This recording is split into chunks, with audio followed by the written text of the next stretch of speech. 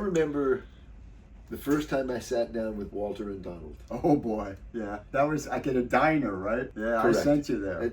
At Lexington Candy Shop. Oh, that's Great even place. better than a diner. Oh yeah. What did they have to drink? Were they egg creaming? I egg creamed. Oh, I'm sure that got you the job. Walter egg creamed. Donald had, I want to say ginger ale or some sort of soda, I think. Yeah. I don't know. But I had grilled cheese. Yeah. And Walter... BLT. BLT, right. Yeah. I don't remember what Donald had. Listen, after all those years, it's like Donald would probably be ham and cheese. I think you're right, actually. But I want to know the first time you sat down with the two of them, because I know the story. You met Walter, you got together with him, and he was impressed by the fact that you kind of all came from the same place. Okay. So at some point, he has to introduce you to the other guy. No, actually, the way it worked was that they came into the studio that I was managing. Is this Baggies? Yeah, this is Baggies. Okay. To rehearse with the original band to do a TV broadcast from Banana Fish Garden in Brooklyn. Oh, on Don ABC Kirshner's in TV. concert. No. This was ABC TV came up with it. Go, Don Kirshner on NBC.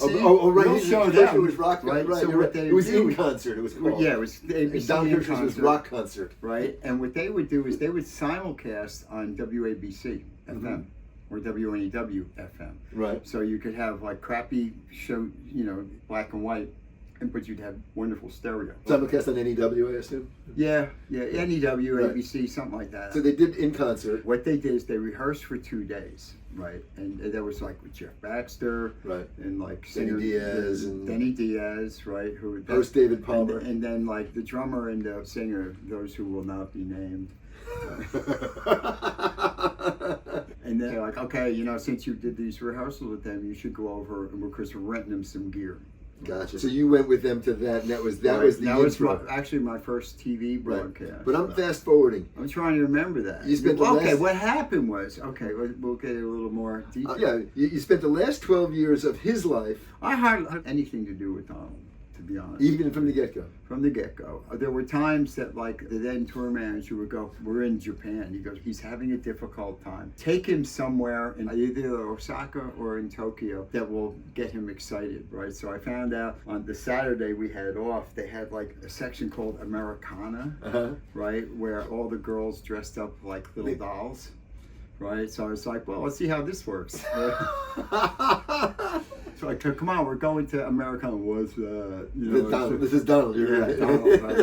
What's that? I go, it's kind of like America. Everybody speaks English, and you can buy stuff imported from America at really high prices, and all the girls dress up like dolls. He was like, really?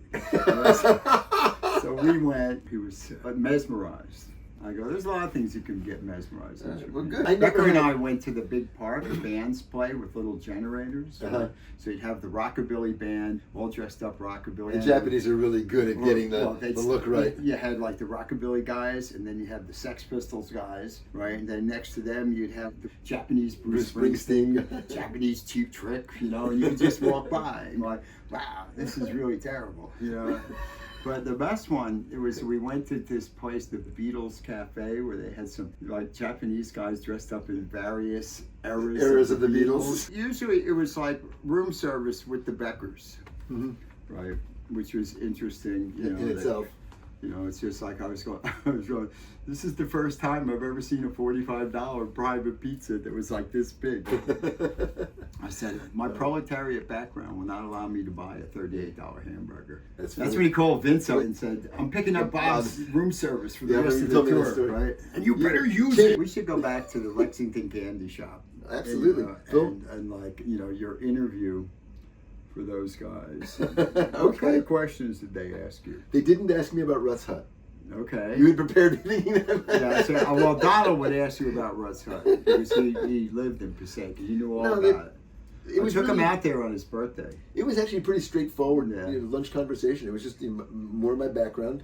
Why do I think I'd be, Right. Good to have. What do I think I would be doing that would amuse them? Yeah. Is kind of what the question was. See, but the thing is that a party, they would always show up 15 minutes before sound check. And at that point, I didn't actually know which position, because Yeah. they were taking the tour manager, tour accountant, Mhm. and band road manager as, One complete human. well, no, it wasn't going to be one complete, because they wanted somebody for Three. Donald. They had Vince was still there at that point, the accounting side, but Donald didn't want him, tour managing him.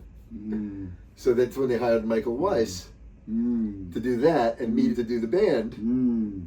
And then when Vince left, I took over the accounting side, which, And I was condemned to Becker world. and you were condemned, but you were already there. I know it was already there. It was It a pretty good time. Yeah, actually. those were good times. So the Coolies were on. Let's go watch the Coolies. Really? What floor are they? On the atrium. Okay. Yeah, Let's go. do that. All right. Cut!